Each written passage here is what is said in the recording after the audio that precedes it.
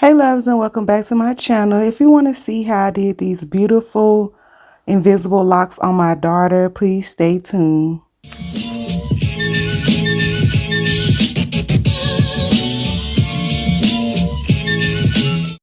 Hi you guys, and welcome back to my channel. Thank you so much for tuning in to another video. In today's video, I'll be trying the TikTok viral invisible locks, and I decided to do a tutorial for you guys just in case it's something that you wanted to try for your kids or on yourself.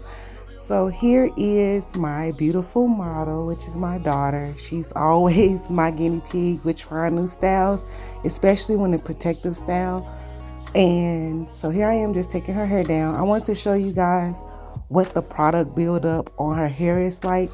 And then her ponytail is really dry because our hair dry out here in Colorado. So we have to do a lot of moisturizing. But based on her texture and the product in her hair lets me know what I need to do to her hair when it comes to hair day. So last hair day, we did a protein treatment, which and we clipped her ends. But in today's video, I'm going to just do a wash, a co-wash, a wash, and then to get all the product build up because it's been 2 weeks and she has had, oh my God, I'm sorry. She has had 3 styles since then, just little put together styles, nothing too big. So I'm gonna go ahead and take her hair down, give her a good wash, and then we're gonna do a deep condition. So I have, to thank all my new subscribers for coming and joining my family. Here is the Cara Care shampoo that I'm going to be using. I'm going to wash your hair twice. I am still learning about hair textures, and I have come to find out based on how her hair soaks up the shampoo and stuff that she has low porosity hair. And of course it dries up like a sponge. So this is the conditioner I decided to use today. We use what we got at home. We're not going to buy no new stuff. We're going to use what we got at home. But anyway, here I am wringing it out because her hair is like a sponge. And I'm going to add the conditioner in from her tips to her root. Just kind of run my fingers through it, put out the loose shredded hair that's tangled up within her curls. But can you see how her curls is coming back? All right, so I decided to go ahead and pre-part her hair based on how I was going to style it for the style, because I'm really not good at parting, and that's something that I'm working on. But I'm detangling her hair with the conditioner. As you can see, her hair is really absorbing the conditioner, but I am pre-sectioning it off so it'll be easier to detangle and to blow dry after we wash it out. So I'm just taking my time and sectioning it off, and I'll let you guys see pretty much how it looks after I put it into these different sections. And again, I pre-section it so it'll be easier when blow drying it and starting the process of her locks. So I let her sit under the dryer, and then after that, I realized I didn't have any heat protectant. So I ran the blow dryer over her hair on the cool temperature, and just let it, just to stretch it out a little bit. And I just realized something. So I did let her sit under the dryer for the deep condition, and then I washed her hair out and I let it air dry for 2 hours because I realized I didn't have any heat protectant and I didn't want to put too much heat on her hair. So I did let it air dry for about 2 hours because we do take hair breaks, and since it was Sunday, I had other things to do, laundry, cooking, and all of that. And if you watched the previous vlog, then you did see kind of what my Sunday consists of. But again, I just wanted to stretch it just a little bit, so I put it on a cool temperature and blow dried it out just to get some of the kinky. So here it is. The hair is fully blown out, and this is the hair I used. I got it from my local beauty supply. It was about $4.99, and I chose the color 4. This is what it looks like compared to her hair. So I could not find the hair that I've seen on previous videos, but I did find this one, so I decided to go with this one. This is what the 4 looks like compared to her hair, because normally when my daughter's hair dries, it lightens up. But this is how long the piece is. I do not want her hair that long, so I'm going to cut it because we're going for a natural protective style. I really don't put weave in her hair, and even when I do, it's just to add to the fullness. So that's pretty much what I did. I cut it and then I stretched the ends out so they won't be straight and blunt at the end, for after I get through with the twist. I hope that makes sense. So I took one strand of hair and I cut it in half. This is the jam that I normally use on her hair, the yellow kind, but this lock-in is the new one that I used on my hair over the summer when I instant locked it my natural hair with extensions. And I really loved it on my hair. I'm not sure how much I love it on my daughter's hair, but her hair really don't take to any type of jam too well. But here I am parting the hair. This is why I pre-parted it when I conditioned it, because I'm really not good at parting. It's something I'm working on. My technique that I struggle with, one of my weaknesses is parting. So I'm getting better with that and trying to use products to enhance my parting. So here I am adding the lock-in jam on it, and pre-sectioning it off to get ready to do the twist. And I'm trying to make sure that my sections are even.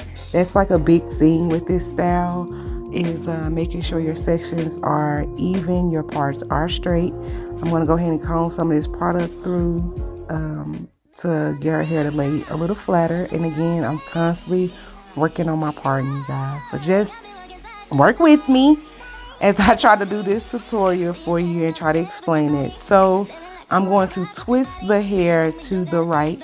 Now I did alter the twisting on the other one because I was trying to figure out which way would be more comfortable for me. So I did some flat twists and I kept twisting until I got like an inch below the scalp twist, and I added a clamp and I did twist it to the right. And this is important when you're doing the lock tutorial. Whichever way you twist the foundation, you're going to two-strand twist it the opposite way, but constantly twisting the same direction that you originally twisted in. So I'm trying to explain that again. So as you can see me twisting her hair, flat twisting it to the right. As I did the previous part of the two-strand twist, I'm twisting it to the right, and I'm going to keep twisting so it can like lock up just a little bit. And then I'm going to add the strand of hair that I cut and is folded in half. Now, when you put it to the two-strand twist on the hair, you're going to take one end of the hair and twist it in the same direction you were originally twisting the lock. And then you're going to add the second part of the lock hair onto the lock, twisting it again to the right because we want it to blend. So I'm twisting both pieces that I connected to the hair, which is one piece, I'm sorry if that's confusing, to the right to blend it with the hair. And then I'm over twisting the two-strand, creating a two-strand rope twist to the left. So I cross over with my right hand to the left while still twisting the two strands to the right. I hope that makes sense. I'm horrible at explaining things. That's why I don't like doing tutorials. But I did want to show someone else how I did it that wanted to try it, that was afraid to try it or thinking that they couldn't do it. So that's why I wanted to do this video, to show my technique of me trying it for the first time. So on this two-strand twist, I twisted it to the left to show you the difference, because I work better with two-strand twists to the left than I do to the right. So again, you see me adding the extension to one part of the strand, the two-strand twist, and I was twisting it to the left. And you can see right here, I added the weave to her hair, and I'm twisting it the same direction, which is to the left. Once I feel like I twisted it enough and it's tight enough on both strands, as you can see again, I tried to slow it up. I'm twisting it to the left, and I'm going to use my left hand to cross over on top of the right strand as I'm constantly twisting to the left. because the 2-strand twist is going to the right, but we need to make sure that the hair blends with the extension. So we're going to continuously twist to the left because that's where her foundation of that 2-strand twist was, to the left. And I'm adding product as I go because I do want it to look natural. Again, this is just a protective style on my daughter's hair. I know a lot of people do the knot at the end, the bulky knot. I didn't want to do that. My daughter plays sports and she really don't like her hair being heavy unless it's like her beads or her barrettes, and she's kind of growing out of that too. But again, add product and take your time. Take your time. Once you get your technique, whether it's turning it to the left or to the right, it'll come easy. But I did want to show you the 2 different ways. I feel more comfortable twisting it to the left because I am right-handed. But for the people that may feel comfortable twisting it to the right and then 2-stranding it, twisting it to the left, that's perfectly fine. I tried to slow it up as much as possible for you guys to see. And those were the 2 in the back. I'm going to go ahead and do a close-up for you. This is how I look. To get that rope texture look for the twist, the 2-strand twist, it's very important that you twist to the opposite direction of the 2-strand twist.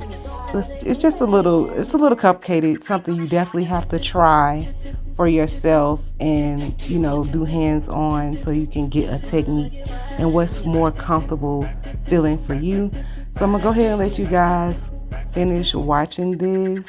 If you like these tutorial videos, please give this video a thumbs up. If you're new here or you ran across my video, welcome, subscribe, turn on that notification bell so you can be notified every time I upload a video. I appreciate you guys so much for coming in. And here is the second row. I absolutely love them. She had no idea what I was doing to her hair, so she just trusts the process. And again, you guys, we're reaching goals this year, and I'm so excited to try new things and put myself out there. I do want to do hair one day. Growing up, I wanted to be a hairstylist, but I felt like to make my family happy, I needed to choose a different career because at the time that just wasn't the support I was getting. But here's the last twist. As you can see, my part is crooked down the middle, but it's okay because I'm working on it. And it still turned out beautiful. She absolutely loved it. I thought about adding some hair accessories to it, and I probably still will. So after I finished, I took this foaming lotion and put it on her hair to lay down some of her flyaways. And again, to just pull it all together. I probably put too much on there, but definitely a little goes a long way. I'm going to use these paper wraps to wrap it down, and then I'm going to blow dry her hair on cool setting. Again, I did not want to put a lot of heat on her hair because I don't want her hair to get heat damage, and unfortunately did not have any heat protectant on hand. So thank you again so much for tuning in and watching this tutorial. If you like it, give it a thumbs up. This is the oil I had on hand in my little workspace to oil her scalp. I do highly recommend your kids, yourself, your clients oil their scalp. Treat their scalp so their hair will continuously grow. Thank you so much for watching. She loved it. Here's the final look, wearing it down, and I'll see you guys in the next video. Bye.